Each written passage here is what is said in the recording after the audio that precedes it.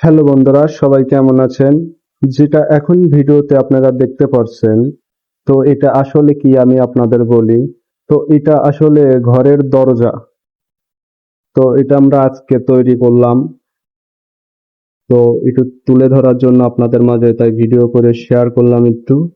তো বন্ধুরা, কেমন লাগছে অবশ্যই একটু আমাকে কমেন্টে জানাবেন।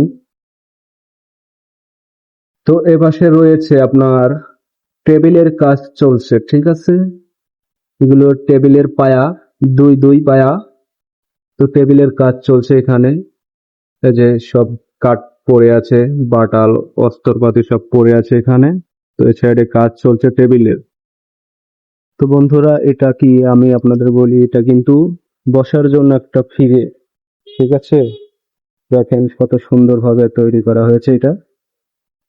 খুব সুন্দর দেখাচ্ছে আসলে, এটা দেখতেই ভালো লাগছে।